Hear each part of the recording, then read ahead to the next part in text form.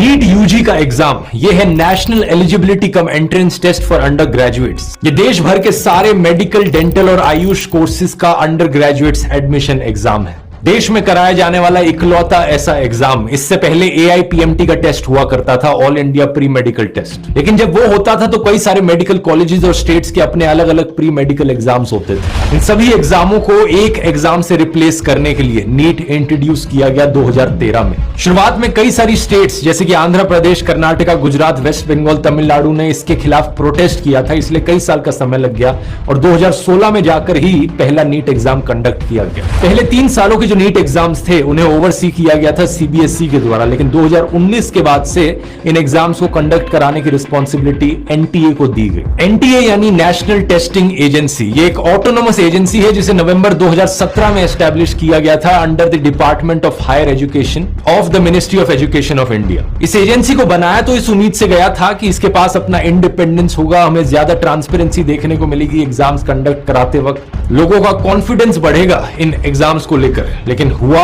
इसका उल्टा ही है। आज लोगों का सारा गुस्सा इस NTA की ओर देखने को मिल रहा है। क्या कारण है इसके पीछे, आइए थोड़ा गहराई से समझते हैं। बात क्या है दोस्तों, प्रॉब्लम्स इस एग्जाम के कंडक्ट होने से पहले ही शुरू हो गई थी। 9 फरवरी 2024 को NTA ने इस एग्जाम की रजिस्ट्रेशन ओपन करी थी और 1 महीने तक का समय दिया था। डेडलाइन थी 9 मार्च रजिस्टर करने की, जो कि नॉर्मल है, 1 महीने तक का समय दिया गया। लेकिन 9 मार्च को 1 हफ्ते के लिए और एक्सटेंड कर दिया जाता है इस डेडलाइन। अब ये भी कोई इतनी बड़ी बात नहीं है, क्योंकि हो सकता है कुछ स्टूडेंट्स इतने मगन हो पढ़ाई करने में कि वो इस 1 महीने में रजिस्टर करना ही भूल गए एग्जाम के लिए। ठीक है, उनके लिए 1 हफ्ते और एक्सटेंड कर दी डेडलाइन। लेकिन 1 महीने बाद और 9 अप्रैल को फिर से इस रजिस्ट्रेशन लिंक को खोला जाता है। 9 अप्रैल से लेकर 10 अप्रैल तक स्टेक होल्डर्स रिक्वेस्ट पर, और इसके बाद एक और बार एक करेक्शन विंडो दी जाती है 11 अप्रैल से लेकर 15 अप्रैल तक। ये किस स्टेक होल्डर की रिक्वेस्ट थी? इसके बाद एग्जाम कंडक्ट किया जाता है 5 मई को, और इसके बाद भी ढेर सारी पेपर लीक्स की खबरें आती हैं अलग अलग स्टेट से, कभी गुजरात से, कभी बिहार से, तो कभी उड़ीसा से। लेकिन असली मजाक शुरू होता है 4 जून को, जब रिजल्ट्स डिक्लेयर होते हैं। नीट का एग्जाम एक MCQ एग्जाम है जिसमें 4 अलग अलग सब्जेक्ट्स में सवाल पूछे जाते हैं, फिजिक्स, केमिस्ट्री, जूलॉजी और बोटैनी। हर एक सब्जेक्ट में 50 क्वेश्चन होते हैं, जिनमें से 45 अटेम्प्ट करने होते हैं, तो टोटल आउट ऑफ 200 180 क्वेश्चंस को अटेम्प्ट करना होता है। हर सही जवाब के मिलते हैं +4 मार्क्स, हर गलत जवाब के -1 मार्क। 3 घंटे 20 मिनट का समय दिया जाता है और मैक्सिमम मार्क्स जो पॉसिबल है वो 720 है। अब होता क्या है कि 67 स्टूडेंट्स फुल मार्क्स स्कोर करते हैं, 720 आउट ऑफ 720।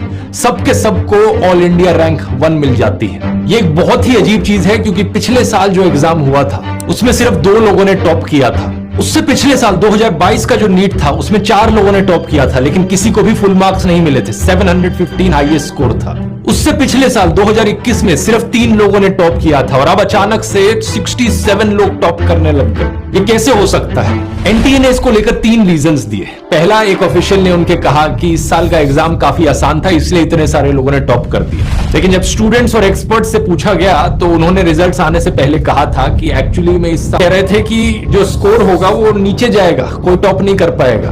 दूसरा, NTA ने कहा कि इस साल जो नंबर ऑफ कैंडिडेट्स थे वो कहीं ज्यादा थे, 3 लाख ज्यादा कैंडिडेट्स अपेयर कर रहे थे इस एग्जाम के लिए 2023 के कंपैरिजन में।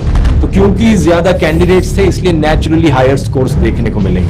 लेकिन तीसरा कारण सबसे इंटरेस्टिंग है। NTA ने कहा कि इतने सारे रैंक 1 इसलिए आए हैं क्योंकि 67 में से 50 टॉपर्स को इन्होंने ग्रेस मार्क्स दिए हैं। इन 50 में से 44 स्टूडेंट्स को ग्रेस मार्क्स दिए गए क्योंकि आंसर कीज में कुछ डिस्क्रिपेंसी थी, और बाकी 6 स्टूडेंट्स को ग्रेस मार्क्स दिए गए टाइम रिलेटेड इश्यूज की वजह से। एक ये फिजिक्स का क्वेश्चन था इस एग्जाम में जिसमें 2 सही आंसर्स थे, क्योंकि NCERT की एक पुराने एडिशन की टेक्स्ट बुक थी और एक नए एडिशन की टेक्स्ट बुक थी। दोनों में अलग अलग चीजें लिखी थी, तो सब्जेक्ट एक्सपर्ट्स ने कहा कि दोनों ऑप्शन को सही कहा जाना चाहिए। अब पहली बात तो क्या ये एग्जाम कंडक्ट कराने का कोई तरीका होता है? वहां स्टूडेंट्स 12-12 13-13 घंटे पढ़ते रहते हैं 1-1 साल के लिए, और यहाँ NTA से अपने क्वेश्चंस ढंग से नहीं लिखे जाते। और